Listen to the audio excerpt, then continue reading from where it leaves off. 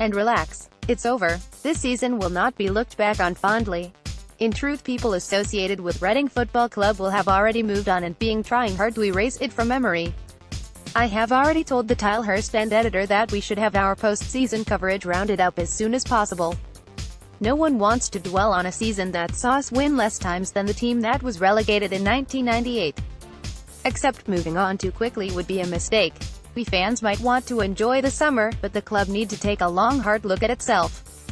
That last relegation to the third tier came on the back of 2 seasons when we had flirted with relegation. This season is our third lower half of the table finish in 4 years. Even last season cannot be looked back on that fondly. Jaap Stam might have taken Reading to within a kick from promotion to the Premier League, but my God was it boring to watch.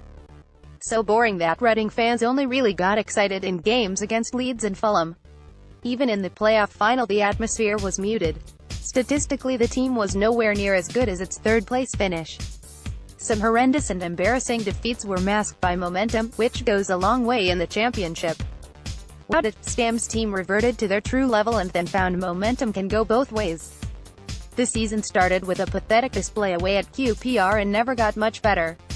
By winter attendances were reaching their lowest this century. Throw in spending around £15 million last summer, 1 win in 18 games, tedious football and criticizing the fans, and it is amazing that Stam wasn't sacked sooner. He was saved by 2 things. Firstly, Brian Tevreden presumably realized he needed to keep his head down in case anyone remembered that he was the director of football who sanctioned so many terrible signings. Secondly, Ron Gourlay's ill-advised interview before the Birmingham City game, when he said Stam was not close to being sacked. A first away win for Birmingham made him look stupid, but he could have looked worse if he had sacked Stam shortly after. And finally the fact that 6 disappointing years in tedious football meant Reading fans had mostly stopped caring. Stam was never hounded in the way Terry Bullivant, Alan Pardew or Brian McDermott were. Fans didn't boo, they just stopped going. Thankfully Stam was eventually sacked. He left no legacy and Paul Clement with little to work with. When Clement took over, Reading were on 36 points. They finished the season on 44 and Clement's record of a point per game isn't much better than Stam's record. Crucially, the new manager bounce helped Reading secure a hard-earned win over QPR and fight back to claim a point against Sunderland. Those 4 points were crucial and it's hard to think they would have come with Stam in charge. That this mess is largely down to Stam was shown by only one player who started against Cardiff not being his signing. One of those signings, Tommy Elphick, came in to make just his second start since arriving in January. That meant Thiago Ilori moved to right back and Chris Gunter left back. In midfield, Clement went with experience and players with a presence, after last week's failed experiment of a lightweight attacking central midfield. Cardiff knew they only had to match Fulham's result to win promotion, while Reading knew a draw would be enough to keep them up. For the first 5 minutes, Cardiff couldn't get out of their own half. After that, Reading barely entered the final third and time wasted at every opportunity offered.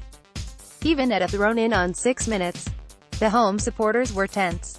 Reading fans less so, knowing a freak set of results would have to take place to send their team down, and if that happened few would disagree that it was not deserved. If they were nervous then they didn't have to wait too long for them to be settled. Just 14 minutes and Barnsley fell behind. There wasn't time for the news to spread before the home fans erupted into cheers. Fulham, the Barcelona of the Championship, had gone behind to perennial final day escapees Birmingham. That goal was bad news for Reading, but in the end proved a blessing. With Fulham behind, Cardiff never got too anxious. A few set pieces and a Junior Hoilett shot aside, Cardiff never looked like scoring in the first half.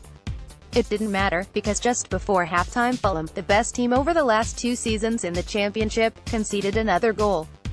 By that point Burton were losing as well, which meant both teams started the second half in Cardiff knowing everything was going their way.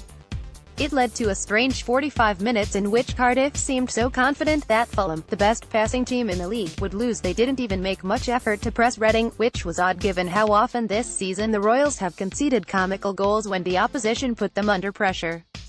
With about 5 minutes to go, Cardiff fans were suddenly reminded that this was not supposed to be such a relaxing day, when Fulham, who play the best football in the league, pulled a goal back. If Reading and Fulham both scored then Cardiff would drop out of the automatic places. Neil Warnock was so concerned he sent on Gary Madine, a £6 million striker who had yet to score. so not too concerned, and why would you be? Reading had one shot the whole game. We didn't need to win. And then Birmingham got a third, surely sending Fulham to their first defeat this calendar year. What followed was a premature pitch invasion and a couple of minutes of walking football, as Reading didn't bother passing forwards and Cardiff didn't bother running. The mandatory promotion pitch invasion followed with some fireworks let off outside the stadium. In the end, neither Cardiff or Reading were made to sweat. Fulham's sad collapse meant it was in everyone's interest to have a nice relaxing day in the sun. Cardiff and Warnock deserve their promotion. There is still a sizable number of fans who have not returned to the club after Vincent Hand's moronic red shirt experiment. The lack of the old call of "Do the Ayatollah" or "Bluebirds" is a sign that Cardiff are still getting their old identity back. A warning that the difficult years for Reading may not be over. Thankfully, this season is